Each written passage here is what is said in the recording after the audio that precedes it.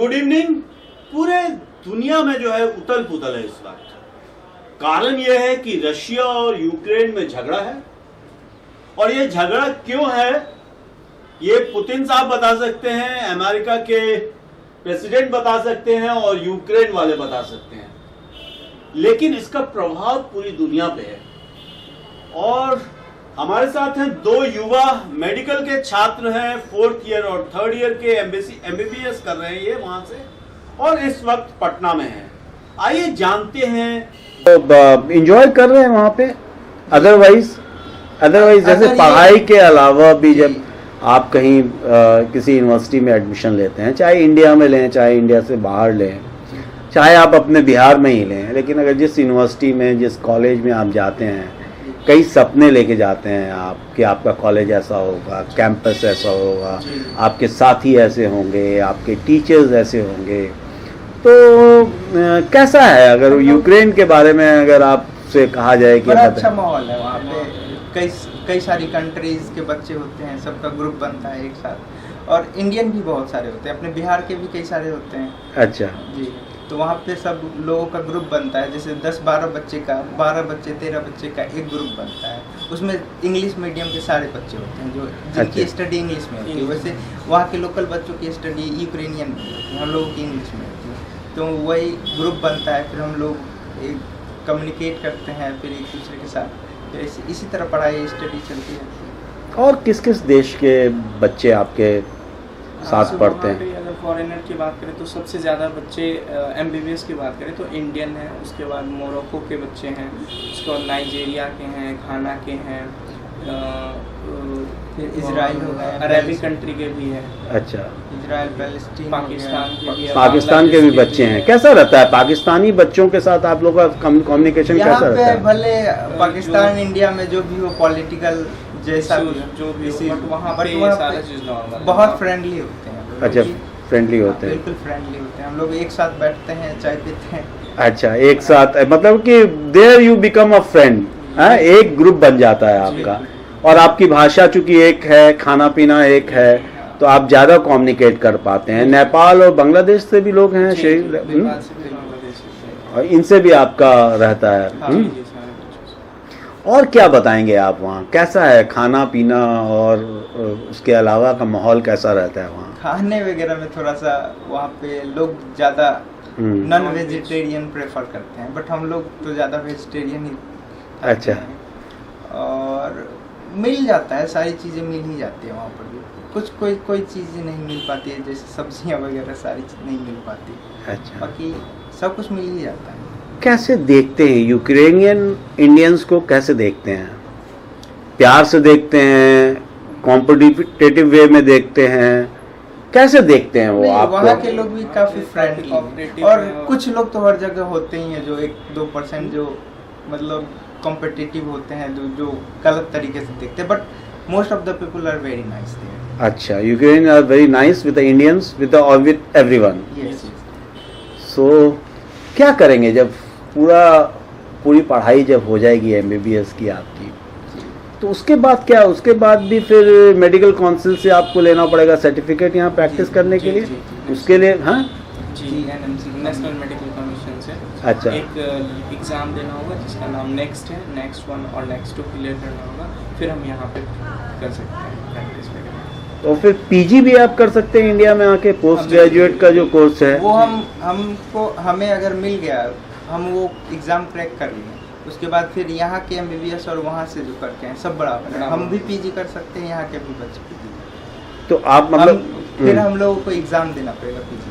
तो एमबीबीएस करने के बाद जो पीजी का कोर्सेज है वो भी आप यूक्रेन से करना चाहते हैं कि भारत से ही करना चाहते हैं? नहीं, हम लोग अगर यहाँ पे बोले तो यहीं से करना चाहेंगे।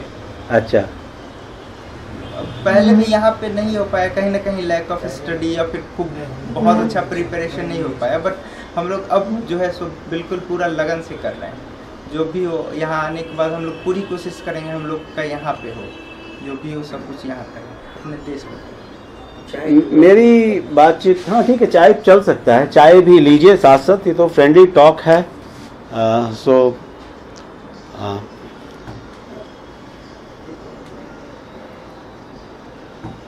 तो जैसे मेरे कुछ मित्र लोग जो बातचीत कर रहे थे, जैसे चाइना से जो लोग आए हैं कोविड के समय में, जी जो मेडिकल वहाँ से कर रहे हैं MBBS, जी।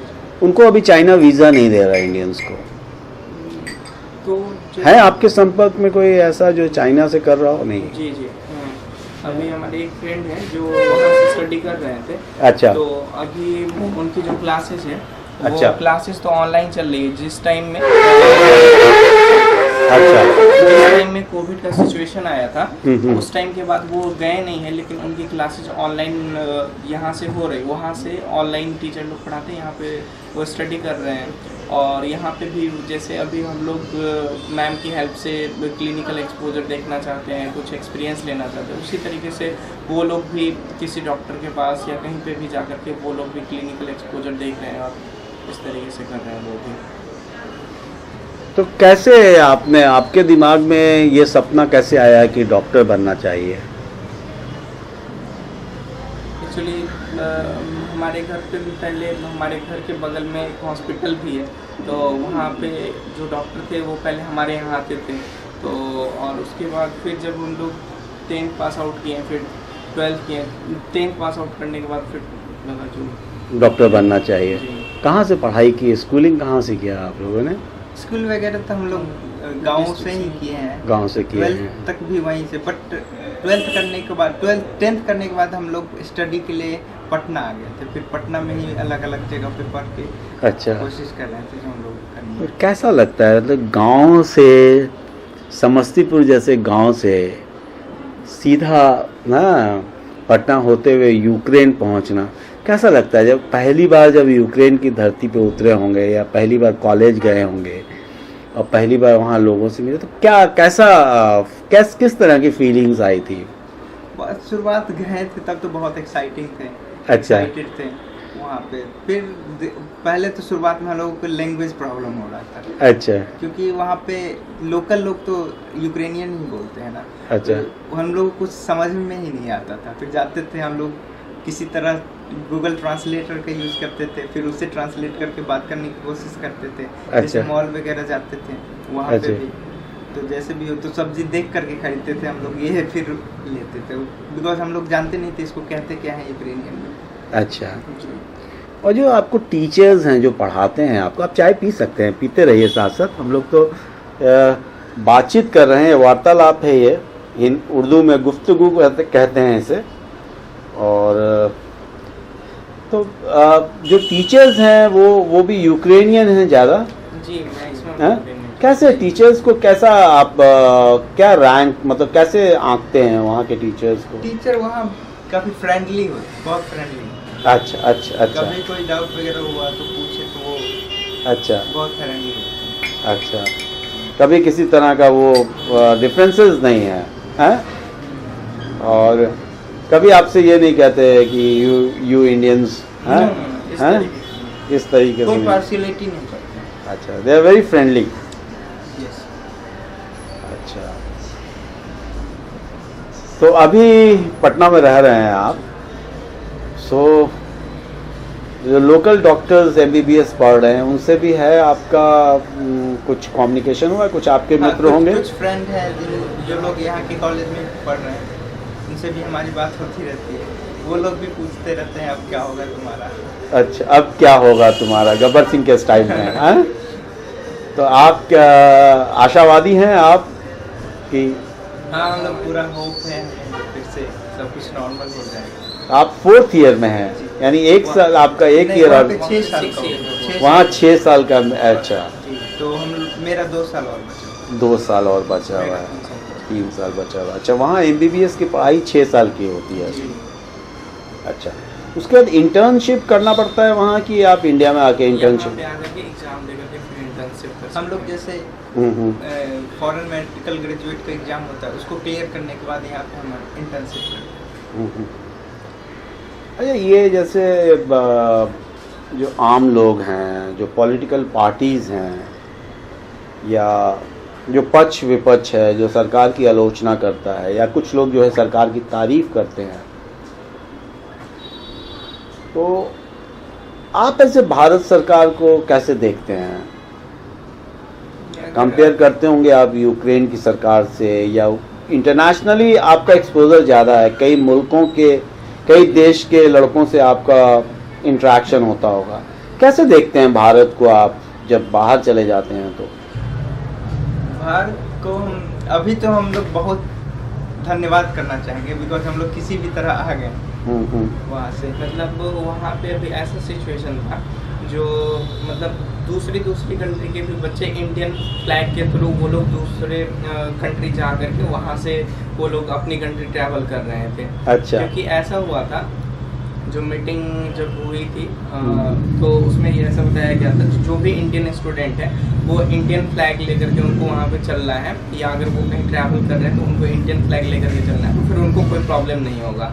तो इस तरीके से बहुत सारे जो पाकिस्तान के भी बच्चे थे या दूसरी कंट्री के भी बच्चे थे वो लोग भी इंडियन फ्लैग ले करके वो लोग वहाँ से बाहर निकले थे। अच्छा। इससे हमें पता लगता है जो हमारा तिरंगा का क्या वैल्यू है। अच्छा, these Russians and Ukrainian both have a same respect for the Indians, or they have a different attitude? Same हाँ, they all, both of them respect. Public जो है, सरकार भले ना करे, हाँ, पब्लिक रिस्पेक्ट करती है, इंडियंस को रिस्पेक्ट करती है ना। जी, जी। रशिया में तो हम लोग गए नहीं इसलिए पता नहीं, बट यूक्रेनियन हम लोग के फ्रेंडली आपको रिस्पेक्ट दिया उन लोगों ने। और ये वॉर के टाइम में जब फ्लैग लेके निकले तो ये डर था कि कहीं कोई रॉकेट या कोई बम? डर तो था ही, बट इतना होप था जो हम लोग भारतीय फ्लैग लेके निकल रहे हैं तो हम लोग सेफ हैं। अच्छा, तो नारा वगैरह भी लगाते थे क्या, भारत माता की जय? जी, हाँ? जी, हाँ? जी, जी, अच्छा, लगाते हैं। It's become a very popular world wide हो गया क्या आप ये नारा जो है, भारत माता की जय? जी बिल्कुल, जहाँ भी इंडियन है वहाँ पे भारत माता की जय।